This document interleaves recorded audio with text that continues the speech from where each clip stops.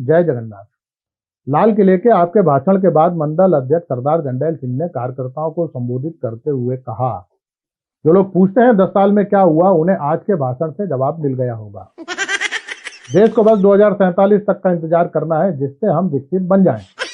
बीमा कश्यप तो आप जानते ही हैं, मुंह फट है, हमेशा टैं बोलता है। बीच में पूछ लिया आज के भाषण में स्मार्ट सिटी, नमामि गंगे, किसानों की दोगुनी आय, हर हाथ को काम और 2022 तक हर सर पर छत जैसे वादे सुनाई नहीं दिए। सरदार जी ने कहा, देखिए पुरानी बातें तो केवल कांग्रेस की याद रखनी है।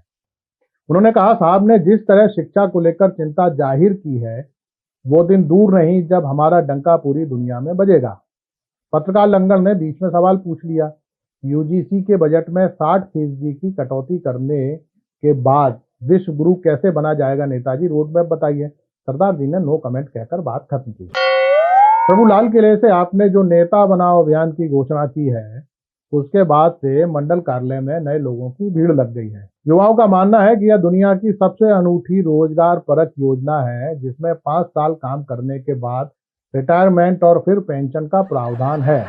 जनप्रतिनिधि बन गए तो कई पीढ़ियां तर जाएंगी, ऊपर से अपने चेलों की बेरोजगारी भी खत्म कर देंगे। दरोगा जी और पटवारी सलाम बजाएंगे, वो अलग। योजना की घोषणा से उत्तेजित होकर भोला जाटव ने तंबाकू मलते हुए कल्लू कसाई से पूछा, भैया इसमें तो पेपर लीक का लफड़ा भी नहीं है, बस नेताओं की चमचाई भर करनी है, इसके लिए पढ़ा लिखा होना भी जरूरी नहीं है। कल्लू कसाई ने कान खुजलाते हुए बोला, बस एक संकट है, अगर दूसरी पार्टी का कोई भ्रष्ट या परिवारवादी नेता ईडी सीबीआई से बचने के लिए पार्टी में आ गया तो पहले उसे टिकट मिलेगा। बैठक में एक बार फिर प्रधान नत्था सिंह सरदार जंडैल सिंह से भिड़ गए। बोलने लगे, अब तो नड्डा जी को बदलने की बात भी चलने लगी है, ऐसे में बजरंग दल का अध्यक्ष भी बदला जाना चाहिए।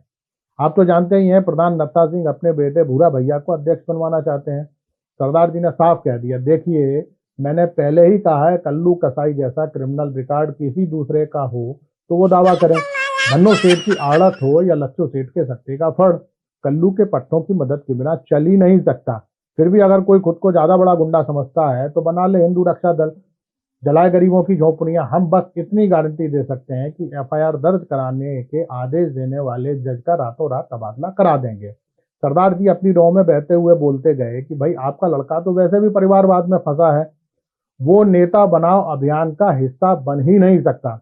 प्रधान जी बोले, फिर आप अपने साले को आगे क्यों बढ़ा रहे हो? इस पर उनकी सफाई थी, साला परिवारवाद से बाहर का मामला है। प्रधान जी पहले से ही असंतुष्ट चल रहे हैं। प्रदेश या राष्ट्रीय स्तर के होते तो कहीं राज्यपाल या निगम मंडल अध्यक्ष बना दिए गए होते, एक आध बच्चे को टिकट भी मिल जाती। अब ठाकुर अजगर सिंह की बारी थी। कहने लगे, वे पार्टी में इसलिए जुड़े हैं जिससे शराब के ठेके पर आके पुलिस वाले परेशान ना करें। उनके बेटे को इस योजना का लाभ मिलेगा या नहीं? सरदार जी ने कहा, इस मामले में जब तक पूरे दिशा निर्देश नहीं आ जाते कुछ भी कहना मुश्किल है। बैठक में बांग्लादेश में हिंदुओं पर हो रहे हमलों को लेकर भी चिंता जताई गई। सरदार जंडैल सिंह ने सभी कार्यकर्ताओं से जानकारी ली कि उन्होंने सोशल मीडिया पर कितनी पोस्ट डाली हैं। बता दें, इस अभियान में सभी ने बढ़ चढ़ कर हिस्सा लिया। आईटी सेल प्रभारी रमले गोसाई ने बताया, उसने तो मणिपुर का एक वीडियो भी बांग्लादेश का बताकर पेल दिया, खूब वायरल हुआ। पार्टी के दिलजले कार्यकर्ता राधेलाल पंडित जी का कहना था, ये भला काम किया। उन बेचारों से किसी ने तो माफी मांगी, अपने वाले से तो उम्मीद करना ही बेकार है। प्रभु, ये आज के भाषण में आपको महिलाओं का जिक्र नहीं करना था, वो भी 15 अगस्त पर।